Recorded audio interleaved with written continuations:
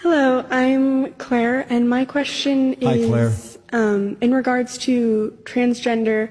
I have an older sibling actually who's transgender, and my question is just how to approach that biblically, specifically in regards to what pronouns to use, and just in general.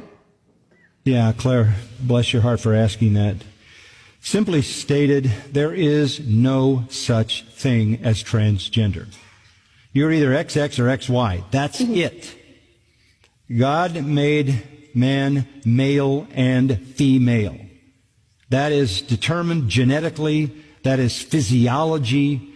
That is science. That is reality. This notion that you are something other than your biology is a cultural construct intended as an assault on God. Now, your sibling may not see it that way, but that's what it's all about. And as more than anything, in fact, I was reading an article by R.C. Sproul just yesterday in which he said that the greatest revolution in American history was neither the American Revolution or the Industrial Revolution. It is the sexual revolution.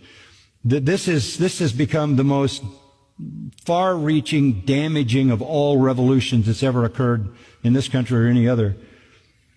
The problem with buying into this is it is a kind of personal suicide.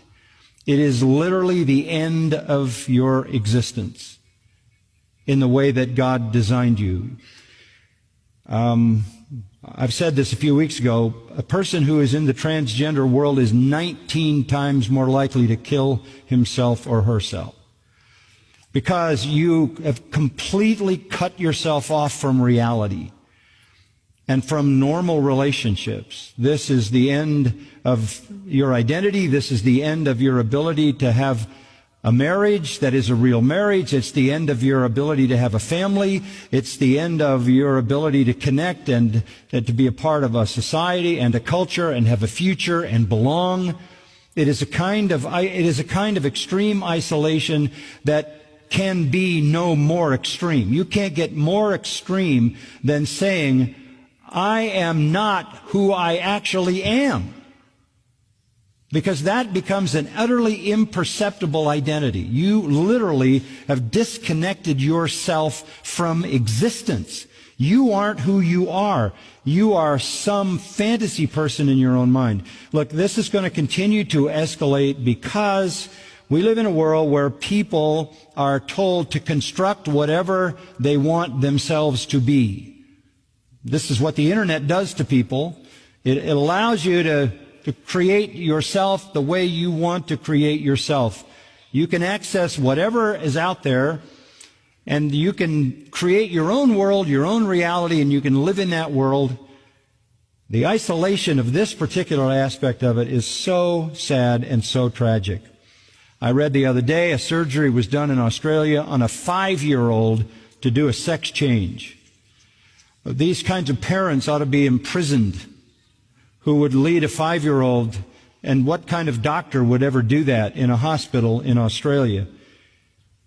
This is a kind of scarring for life. So I don't mean by being so firm that you want to be lacking in love when you communicate this, but I think the only way you can address it honestly is to say, God made you. And God made you exactly the way He wanted you to be.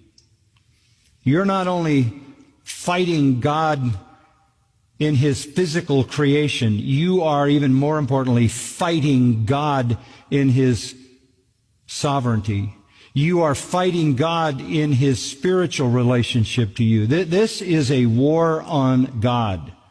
I'm not going to let God tell me who I am. I'm not going to let God define me. I'm going to be my own God. I'm going to define myself. And you're in Romans 1, and that's a reprobate mind. That's a mind that doesn't even function.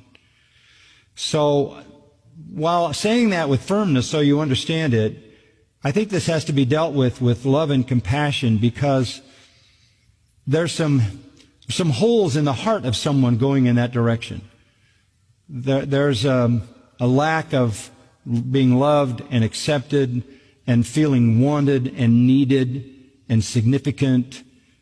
So on the one hand, the reality of that lie and deception is so damaging, so destructive, so isolating, so corrupting that it needs to be confronted. But on the other hand, that confrontation can't exaggerate what already exists, which is a sense of feeling isolated in relationships. So you've got to find the fine line between confronting the error of it to protect the person and at the same time providing the love and affirmation that that person needs to be all that God would have that person be. Does that help? Mm-hmm. Okay. Thank you. Thank you.